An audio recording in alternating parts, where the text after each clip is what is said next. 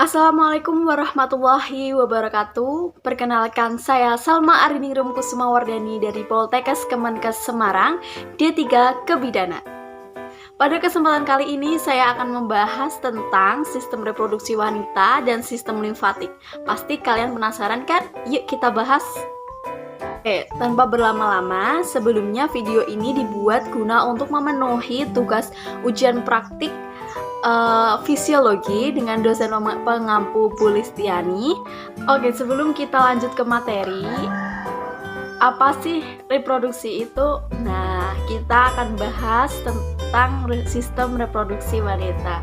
Reproduksi sendiri memiliki tujuan yaitu untuk memiliki suatu keturunan yang dapat didapat dengan cara seksual dan melalui proses ovulasi. Kali ini kita akan bahas sistem reproduksi wanita, yaitu fungsinya, lalu proses pembentukan ASI, proses terjadinya kehamilan, dan hormon-hormon yang terjadi pada proses pembentukan ASI. Langsung saja kita bahas. Oke, sekarang kita akan bahas tentang sistem reproduksi wanita.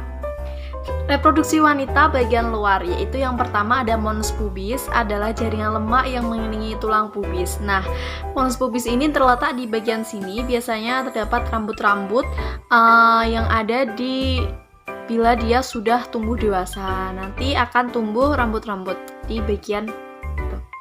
Nah, selanjutnya ada labia mayor, yaitu merupakan pintu gerbang yang melindungi organ reproduksi wanita bagian luar lainnya. Nah, labia mayor ini memiliki banyak lemak, biasanya ada yang bagian tebal itu. Kemudian ada labia minor, terletak di sebelah kanan dalam labia mayor dan mengelilingi permukaan vagina serta uretra atau saluran yang membawa urin dari kandungan kemih ke luar tubuh.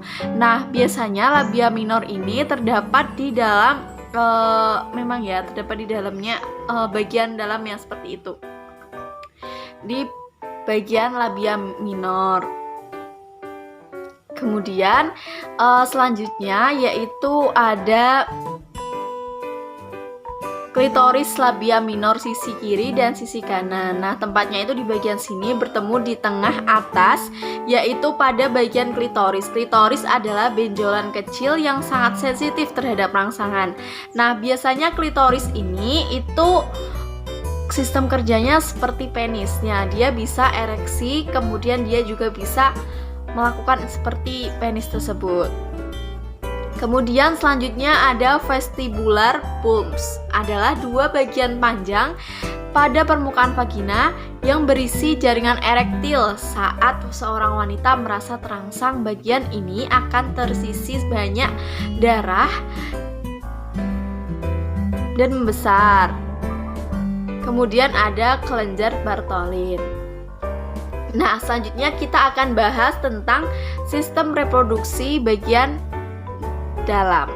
Belum kita lanjut ke sistem reproduksi yang bagian dalam, nah ini nih gambar sistem reproduksi wanita terlihat dari samping.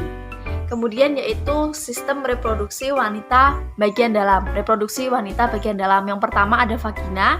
Vagina bentuknya yang seperti ini. Kemudian ada vagina adalah suatu area yang berbentuk seperti saluran yang lentur dan berotot. Vagina juga merupakan saluran tempat keluarnya lendir serviks dan darah menstruasi atau hal tersebut. Nah, ini biasanya vagina di tempatnya di sebelah sini.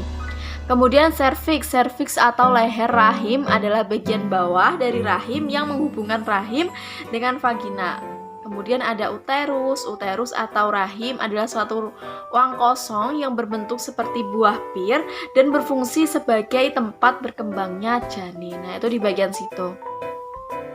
Kemudian selanjutnya ada tuba falopi, yaitu organ ini berfungsi sebagai jalan yang dilalui oleh sel telur untuk berpindah dari ovarium ke rahim. Nah, tuba falopi ini bagiannya di tempat yang itu, yang ada telurnya terus ada salurannya itu. Nah, itu di situ.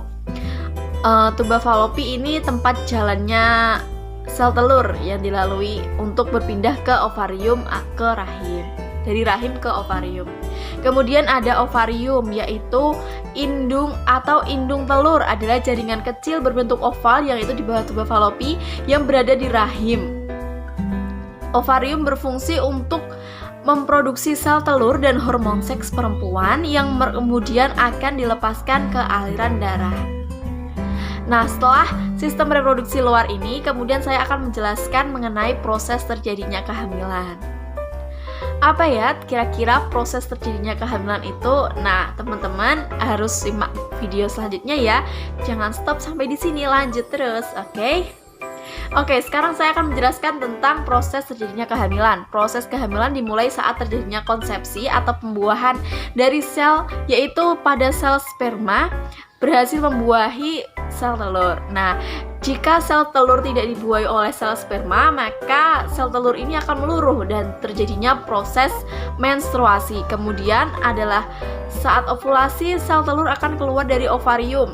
Folikel akan berkembang menjadi korpus luteum yang melepaskan hormon untuk membantu menebalkan rahim.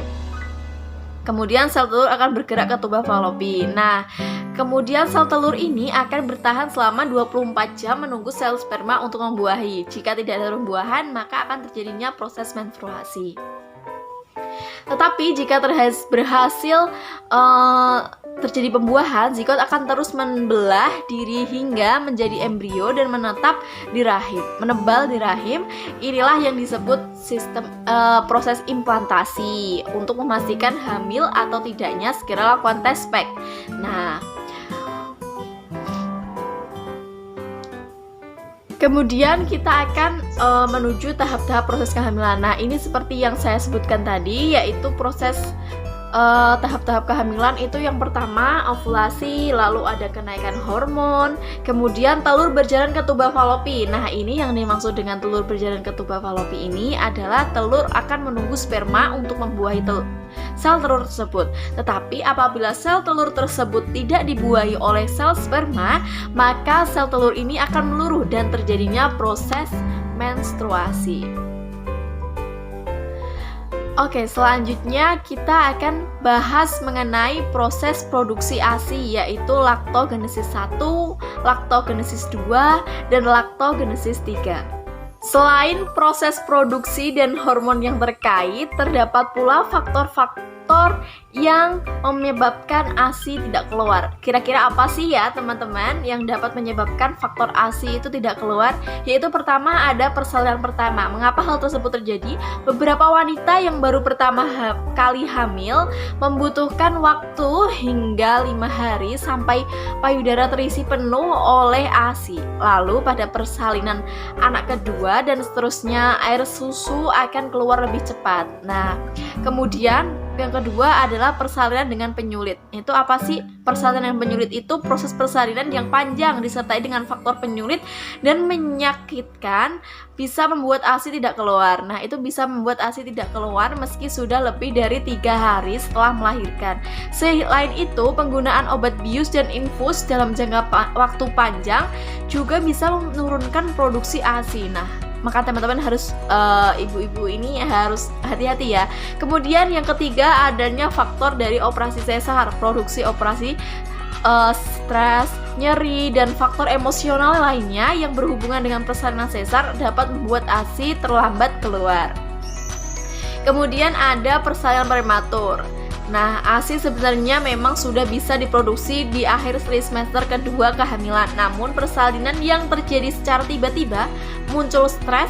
Nah, stres ini dapat menyebabkan ASI, produksi ASI itu tidak bisa keluar dengan tidak baik keluar gitu loh. Kemudian yang kelima, bayi kesulitan untuk menemukan punting ibu. Nah, ketika bayi kesulitan untuk menemukan punting ibu, maka produksi ASI itu tidak berjalan dengan lancar. Nah, itu akan harusnya dilakukan dengan pemompaan pada ASI ibu sehingga dapat menyebabkan ASI ibu keluar itu. Kemudian yang keenam ada kadar gula tinggi. Ibu yang memiliki diabetes membutuhkan waktu lebih lama untuk memproduksi ASI. Hal ini disebabkan oleh berbagai alasan, mulai dari gangguan hormon hingga tingginya angka prematur dan operasi sesar pada ibu yang riwayatnya diabetes. Kemudian yang ketujuh ada kelainan hormon dan kelebihan berat badan. Kelebihan berat badan ini dapat disebabkan karena ASI tidak keluar karena berkelebihan berat badan. Itu kenapa sih? Itu karena mungkin ASI-nya tertutupi oleh lemak sehingga ASI itu tidak bisa bekerja dengan baik dan tidak bisa keluar. Nah, itu sangat kasihan sekali kan kepada bayinya. Oke, selanjutnya kita akan bahas ke sistem limfatik. Oke, teman-teman jangan skip dulu ya. Kita lanjut video selanjutnya. Kita akan belajar tentang sistem limfatik. Apa sih sistem limfatik itu? Sistem limfatik adalah suatu sistem sirkulasi sekunder yang berfungsi mengalirkan limfa atau getah bening di dalam tubuh. Kemudian kita akan membahas tentang sel darah. Sel darah itu sama dengan sel limfatik ya. Macam-macam dari sel darah, yaitu ada sel darah merah, kemudian ada sel darah putih, kemudian ada trombosit. Nah, fungsi dari sel-sel darah merah yaitu mengikat O2 dan CO2, mengangkut oksigen ke seluruh tubuh, mengantarkan karbon dioksida ke paru-paru. Nah, itu merupakan fungsi dari sel darah merah. Kemudian kita akan membahas fungsi dari sel darah putih. Apa ya kira-kira fungsi dari sel darah putih? Yaitu melacak, melawan mikroorganisme atau molekul asing, menyebabkan penyakit atau infeksi seperti jamur, virus, bakteri, parasit. Nah, itu merupakan fungsi dari sel darah putih. Kemudian dari sel darah putih itu biasanya kita ketika jatuh atau ketika terluka, biasanya yang membantu proses penyembuhan lebih cepat itu adalah sel darah putih. Kemudian kita selanjutnya ya, kita akan bahas tentang fungsi trombosit.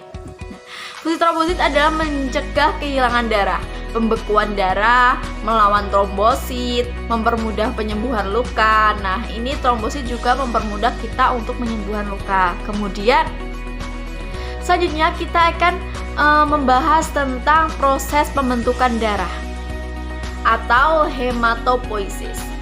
Yang pertama yaitu pada fase mesoblastik, yaitu dari embrio umur 2 hingga 10 minggu. Kemudian ada fase hipatik, yaitu sejak embrio umur 6 minggu. Kemudian pada fase miloid, yaitu dimulai pada usia kehamilan 20 minggu. Kemudian kita akan bahas tentang fungsi kelenjar getah bening. Nanti teman-teman bisa catat yang ada di atas ini, sudah saya catatkan ya. Menjaga keseimbangan cairan dalam tubuh, kemudian menjaga daya tahan tubuh dan melawan infeksi, menyerap lemak dan zat gizi yang larut dalam lemak. Nah, ini merupakan fungsi dari getah bening. Oke, teman-teman, sekian yang dapat saya sampaikan. Mohon maaf apabila ada kesalahan dalam bertutur kata, kesalahan dalam berucap, dan semoga ilmu yang saya sampaikan bermanfaat buat teman-teman semua. Terima kasih juga kepada dosen pembimbing, kepada Bu Listiani yang telah memberikan tugas uprak ini sehingga membuat para mahasiswa lebih paham mengenai proses-proses dari sistem-sistem dari sistem reproduksi, sistem limfatik, dan lain sebagainya. Sekian yang dapat saya sampaikan. Wassalamualaikum warahmatullahi wabarakatuh. Dadah.